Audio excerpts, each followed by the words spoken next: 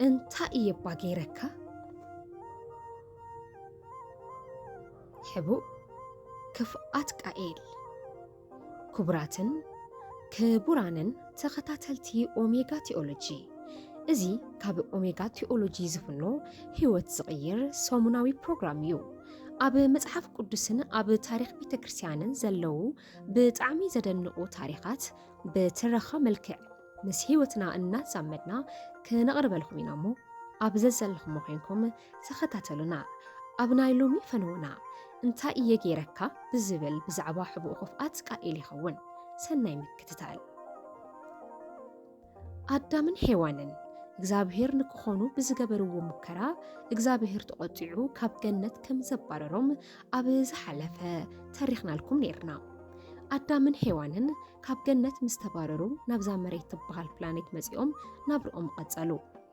ሓደ መዓልቲ ፀሓይ ንፍስ ምስ በለ እስቲ ውፅእ ኢልና ንፋስ ንቀበል በልሞ ኢድ ንኢድ ተተሓሒዞም ጉዕዞ ቀጸሉ ሔዋን ናብ ኣዳም ቅርብ ኢላ ኣዱ ፈጣሪ ብዙሕ ተባዝሑ ኢልና ነይሩ እማ መዓዝ ኢና ደኣ ክንባዛሕ በለቶ ፈጣሪ ብዝፈቐዶ በላ ብሓፂሩ ድሕሪ ወርሓዊ ጽጌኣ ደው በለ ምጥናሳ ፈለጠት ግና ንኣዳም ተሎ ኢላይ ነገረቶን ድሕሪ 2 ወርሒ ግና ኣብዚ ዓለም ንመጀመርያ ቆልዓ ክትወልድ ምዃና ዘረጋግፅ ጥንሲ መሓዛ ሰርፕራይዝ ኢላ ነገረቶ 9 ወርሒ ምስ መልኣ ድማ ነብኡ ዝመስል ወዲ ተወለደ ካብ እግዚአብሔር ሰብ ረኺበ ክትብል ድማ ቃኤል በለቶ በቀጥታ ትርጉሙ ምርካብ ማለት እዩ ኣብ ዓመታ እንደገና ወዲ ደገመት ስሙ ድማ አቤል በልዎ ክልቲኦም ኣወዳት ካልእ መሓዛን ጎረቤትን ስለዘይብሎም ፍቕሮም ፍሉይ እዩ ነይሩ ሕዚ ናይ ስድራ ኣዳም ኣባላት ቁፅሪ 4 በፂሕሎ ወላ ውሕዳት እንተኾኑ ፍቕሮምን ሰላሞምን ምትሕስሳቦምን ግና ዘቕንዕ ነበረ ክሳዕ ሕዚ ዘመድ ሞይትዎም ስለዘይፈልጥ ሓዘን እንታይ ምዃኑ ይፈልጡን ናይ እንስሳ እምበር ናይ ሰብ ሞት ርኦም ኣይፈልጡን ናይቲ ስድራ መራሒ ኣዳም ንእግዚአብሔር ይፈርሕን የምልኽን ዝነበረ ፍጹም ሃይማኖተኛ ነበረ በኹሪ ወዱ ቃኤል ጎበዝ ሓረስታይ እንትኾን ካልኣይ ወዱ አቤል ድማ ጎበዝ ሓላዊ ኣዋጊዕ ነበረ ሓደ መዓልቲ ንኽልቲኦም ኣወዳት ደቁ ቃኤልን አቤልን ጸዊዑ እግዚአብሔር መስዋዕቲ ብምቕራብ ስለዝምለኽ ከምቲ ኣነ ዝገብሮ ጌርኩም ናይ ምስጋና መስዋዕቲ ያቕርቡ ኢሉ ኣዘዞም ኣቦኦም ብዝኣዘዞም መሰረት ቃኤል ካብ ዝኣከቡ እኽልን ፍራፍረን ንመስዋዕቲ ያቕረበ አቤል እውን ካብ ዝሕልውን ስቡሓት ኣባጊዕ መሪጹ ኣቕረበ ኣደላለዋ መስዋዕቲ ድማ ከምዚ ይመስል ነበረ መጀመርታ ኣብ መሬት እምኒ ይንጸፍ ብልዕሊኡ ድማ ዕንጨይቲ ይርብረብ ኣብቲ ዕንጨይቲ ድማ እቲ መስዋዕቲ ይቕመጥ እቲ መስዋዕቲ ሓዊ ካብ ሰማይ መጺኡ እንተበሊዕዎ እግዚአብሔር ከም ዝተቐበለ ይቑጸር በዚ መሰረት ክልቲኦም ብተመሳሳሊ ሰዓት መስዋዕቲ ኣቕረቡ ቃኤል ካብ እኽልን ኣትክልትን ኣቕረበ ኮይኑ ግና ነቲ መስዋዕቲ ዘቃጽል ሓዊ ክመጽእ ኣይከኣለን ሕዚ እውን ተጸበየ ምንም የለን አቤል ድማ ናይ በጊዕ መስዋዕቲ ኣቕረበ ጸሎቱ እውን ጸለየ ሓደ ደቂቓ ኣብ ዘይመልአ ድማ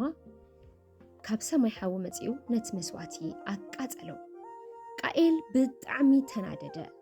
ዘናደዶ ናቱ መስዋዕቲ ተቐባልነት ዘይምርካቡ ኣይኮነን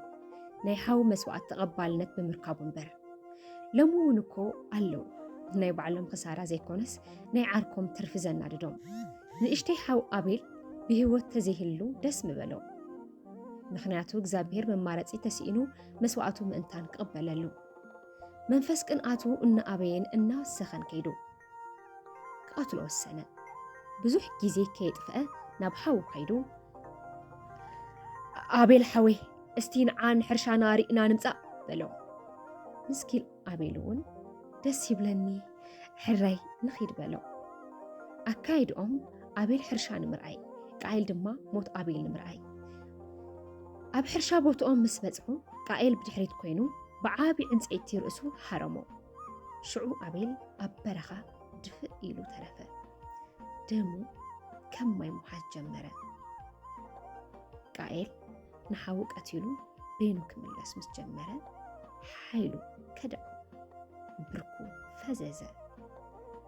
ዝሰርሖ ስራሕ ሓጢኣት ምዃኑ ልቡ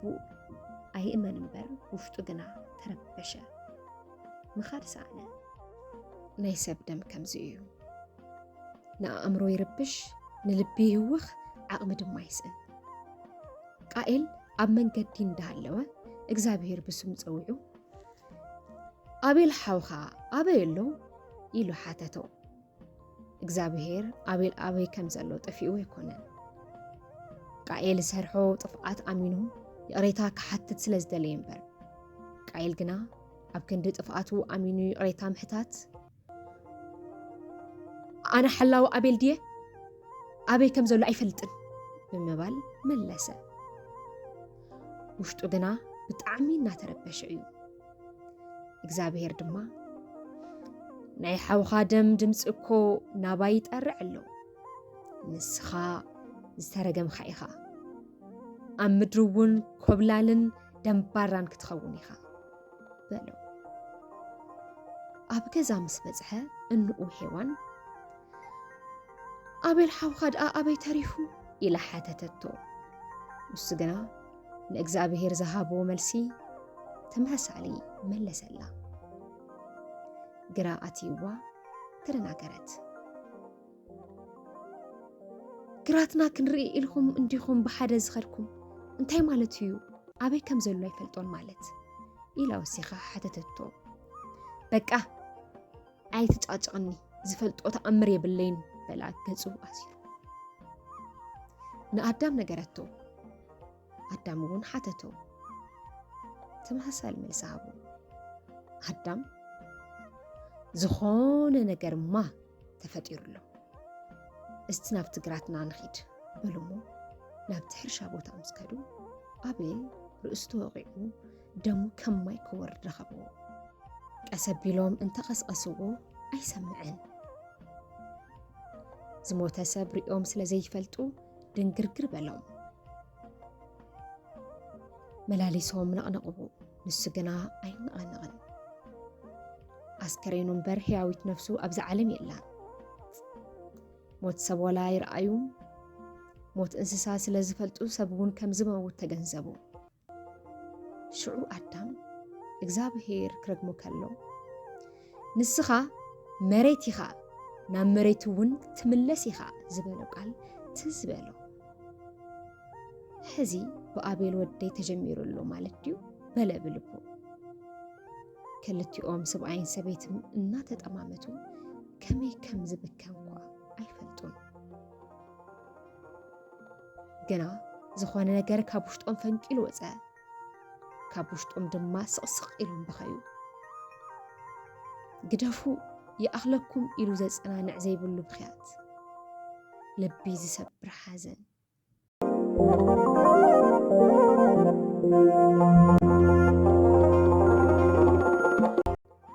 ኣዳም መቸስ ሰብኣይ እንድዩ ሓላፍነት ስለ ዝተሰምዑ ብኽያቱ ሕጥ ኣቢሉ ንሔዋን ከጸናንዓ ጀመረ ቃኤል ካብቲ ፍቕርን ምትሕሳብን ዝነበሮ ቤተሰብ ወፂኡ በይኑ በረኻ ንበረኻ ምዛር ጀመረ እግዚኣብሔር ሕዚ እውን ከም ዝበሎ በቲ ዝገበርካዮ ግፍዒ መሰረት ንምድሪ ምስ ሓረስካያ ፍርኣይ ትበካን እያ ኣብ ምድሪ ድማ ድንጉፅን ኮብላልን ኩን በሎ ቃኤል ሕዚ ምስ ረፈደ ተጣዓሰ ንእግዚኣብሔር እውን ከምዚ ክብል ነገሮ ኣብ ምድሪ ድንጉፅን ኮብላልን ክኸውን እየ ኩሉ ዝረኸበኒ ድማ ክኣትለኒ እዩ በሎ እግዚኣብሔር ድማ ንቃኤል ዝረኸቦ ኩሉ ከይቐትሎ ኣብ ግንባሩ ምልክት ገበረሉ ኣዳምን ሔዋንን እንደገና ንኣቤል ዘረስዕ ወዲ ወለዱ ስሙ ድማ ሴት ኢሎም ፀውዕዎ ምትክእ ማለት እዩ ክቡራንን ክቡራትን ካብዚ ታሪክ እንታይ ኢና ንምሃር ሎሚ እውን ብቃኤላውያን ዝቕተሉን ምስኪናት ኣቤላውያን ብዙሓት እዮም ደሞም ድማ ኣብ ምድሪ ሰማዒ ስለ ዘይረኸበ ናብ እግዚኣብሔር ይጠርዕ ኣሎ ገበናውያን ቃኤላውያን ሎሚ ግብኦም ፍርዲ ወላ ተዘይረኸቡ ውዒሉ ሓዲሩ ፍርዲ እግዚኣብሔር ኣይሰዶምን ነዚ ትሰምዕ ዘለኻ ኣዳማዊ ሓወይ ንስኻ ከምድብካ ኣበ እዩ ነቶም ንኣቤል ዝመስሉ የዋሃት ወይስ ነቶም ንቃኤል ዝመስሉ ቀናኣት? ብዛዕባኻ ሰብ እንታይ ይብል ኣሎ? ከም ኣቤል ብፅቡቕ ግብርኻ ሰብ ክቐንኣልኻ ዲኻ? ወይስ ከም ቃኤል ብናሰብ ፅቡቕ ነገር ብቕንእ ትቃፀል? ንስኻ ከይተምሃርካ ተሪፍካ ወይ ድማ ትምህርትኻ ቋሪፅካ እናሃለኻ ዓርክኻ መሓዛኻ ግና ተማሂሩ እንትምረቕ ርኢኻ ዓይንኻ ደም ዝመልእ እንተኮይንካ ክነግረካ ንስኻ ቃኤል ኢኻ። ዓርክኻ ፅዒሩ ጊዒሩ ገዛ ሰሪሑ መኪና ገዚኡ ክትርኢ ከለኻ ካብ መሬት ተላዒልካ ትቐንኣሉ እንተደኣ ኮንካ ክነግረካ ንስኻ ትኽክለኛ ክርስቲያን ዘይኮንካስ ትኽክለኛ ቃኤል ኢኻ። ዓርክኻ ተፈጥሮኣዊ ወይ ከዓ መንፈሳዊ ውህብቶ ስለ ዘለዎ ሰብ ዘድንቆ ከመጉሶ ሰሚዕኻ ቅር ዝብለካ እንተኮይንካ ንምፅልላእ እውን ትሙክር እንተኮይንካ ክነግረካ መንፈስ ቅዱስ ዘይኮነስ ኣብ ቃኤል ዝነበረ መንፈስ ርኩስ ዝሓደረካ ወልደ ቃኤል ኢኻ። ስለዚ ናይ ቅንኢ መንፈስ ተሃሊካ ተሎ ንስሓ እቶ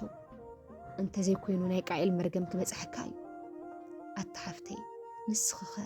መሓዛኺ ብመልክዕ ስለትበልፀኪ ቅንኣት ይስማዐኪ ዶ ይኾን? ንስኺ ስለዘይተመርዓኺ መሓዛኺ ብምምርዓዋ ብሓዳራ ትቐንኢ ዶ ትኾኒ? ንስኺ ስለዘይወለድኺ መሓዛኺ ብምውላዳ ብቕንኢ ትቃፀሊ ዶ ትኾኒ? እንተኮይንኸን ክነግረኪ ንስኺ እውን ጓል ቃኤል ኢኺ። ክብርቲ ሓፍተይ ብዘለኪ ተሓኮሲ እግዚኣብሔር እውን ኣመስግን። ኣብቲ ንስኺ ዝበፅሕኽዮ ዘይበፅሕኮ ክንደይ ኣሎ። ካብ ዘለኽዮ ንላዕሊ ክትኾኒ በቲ ዘለኪ እግዚኣብሔር ኣመስግኒ። ትምኒትኺ ክፍፀመልኺ ድማ ጸልይ። ብምጽላይ እምበር ብምቕናእ ተምጽእዮ ነገር የለን። እግዚኣብሔር ኣምላኽና ስጋዊ ቅንኢ ኣርሒቑ መንፈሳዊ ቅንዒ ይሕድረልና። ኣሜን። ንሎሚ ኣብዚ ወዲእና ኣለና። ኣብ ቀጻሊ ብኻልእ ምድላው ክሳብ ንራኸብ ሰላም ኹኑልና። እንድሕር ፈቲኹሞ ላይክ ምግባር ከይትርስዑ። እንድሕር ላይክ ጌርኩም ዩቲዩብ ባዕሉ ንብዙሓት ከባፅሑ እዩ። ሰላም እግዚአብሔር ምስ ኩላትና ይኹን። ኦሜጋ ቴዎሎጂ